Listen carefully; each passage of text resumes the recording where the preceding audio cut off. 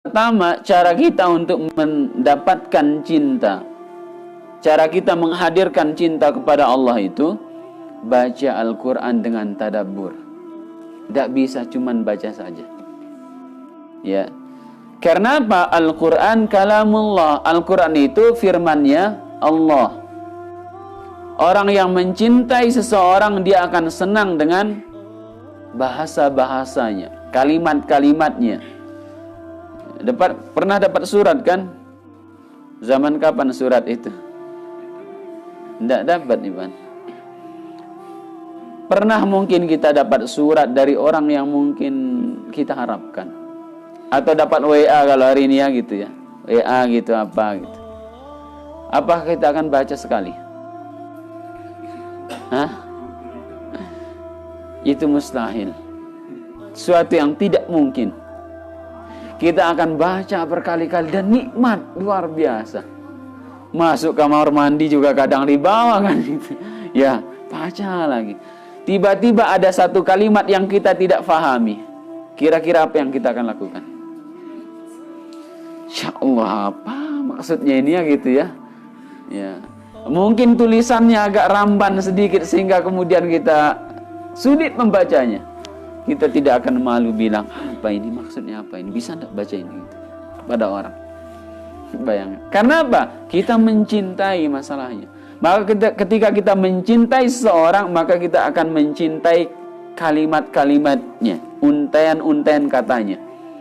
Sekarang kalau kita mencintai Allah itu, kita akan membacanya dan tidak sekedar membacanya. Tapi apa? Kita akan penasaran sekali kalau ada kalimat yang kita tidak pahami. Bagaimana kita? Ini cara kemudian ya mengecek cinta kita kepada Allah, sekaligus cara menumbuhkan cinta.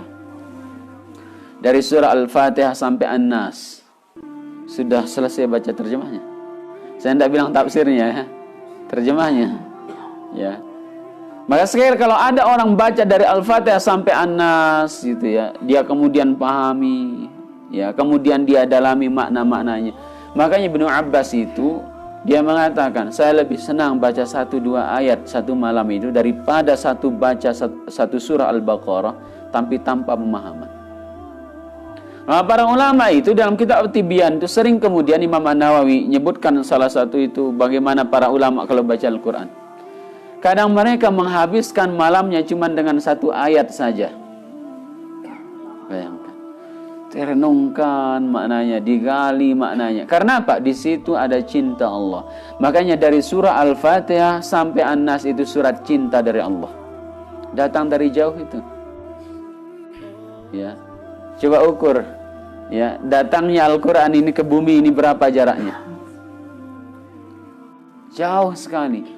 Makanya kalau ada kiriman dari Amerika, cuman telepon gitu kira-kira gimana? Ya.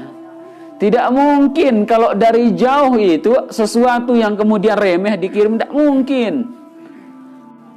Pasti mungkin sesuatu yang tidak ada di tempat kita. Ya. Sesuatu yang mungkin sangat berharga untuk kita. Ya. Tetapi kalau remeh-temeh itu ya mungkin tetangga kita yang ngasih itu.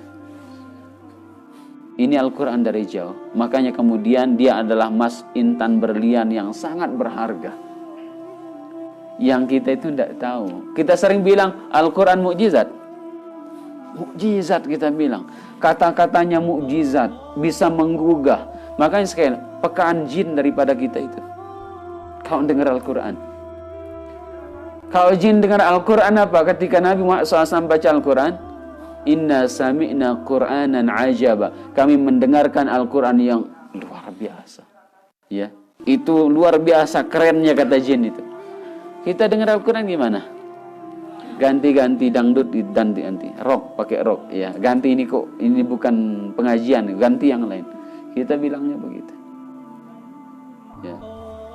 Maka sekali lagi cara menumbuhkan cinta itu dengan apa? Membaca Al-Quran, tadabbur. Sampai kapan kita cuman baca saja itu, sampai kapan kira-kira? Tidak saya katakan bahwa membaca itu tidak baik sekali, sangat baik membaca Al-Quran. Belajar tahsinnya sangat bagus, makhrajnya sangat bagus. tapi naik sedikit. Kita akan belajar tadabburnya. Buat kelompok tadabbur Al-Quran. Ya.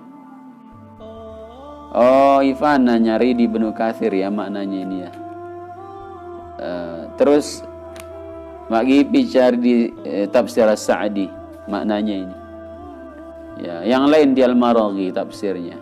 Terus kemudian kita bongkar satu ayat. Ya, seminggu satu ayat kita bahas. Itu luar biasa nanti. Ya, pengaruhnya sangat luar biasa. Ya, mulai dari juz amma dan sebagainya. Tidak ada masalah. Karena apa? Kalau kita memahami Al-Quran, kita akan faham bagaimana besarnya cinta Allah. Maka orang yang kemudian memahami Al-Quran, dia akan faham terlalu besar cinta Allah untuk kita itu. Kalau orang tidak faham Al-Quran ya. Makanya sekali lagi, kalau kita tidak faham Al-Quran, ngaji. Sudah tidak faham Al-Quran, bacanya tidak beres, tidak mau duduk di majelis ilmu. Bisa diselamatkan orang seperti itu? Sulit diselamatkan kalau ngaji kita tidak mau. Ya, baca di rumah tidak mau, dengarkan kajian kemudian kita tidak mau. Makanya apa? Tadabbur. Jadi tadabbur itu bagaimana maksud tadabbur itu? Tadabbur itu saya contohkan begini ya.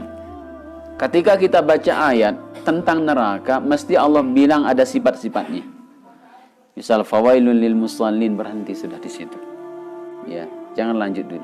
Allah bilang bahwa celaka bagi orang-orang yang salat. Berarti ada potensi orang yang melakukan salat, saya yang baca ini akan celaka, akan masuk neraka. Terus kemudian lanjut lagi, siapa yang binasa, siapa yang celaka, itu merenung apakah kita kena. Ya, orang yang lalai dalam sholatnya, apakah kemudian kita kena? Orang yang riak dalam sholatnya, ibadah, apakah kita kena? Itu maksudnya tadabbur. Ketika baca tentang sifat-sifat surga, ya, qad aflahal mu'minun alladzina hum fi salatihim khashi'un, apakah saya ini orang khusyuk yang benar-benar akan bisa meraih surga Firdaus? Itu maksud caranya. Jadi berhenti gitu. Maka saya lagi, jangan kita itu bagus, banyak bagus. Tetapi sungguhnya yang kita lupa dari Al-Quran adalah apa? Maknanya, ya, tujuannya kan supaya kita kemudian paham maknanya.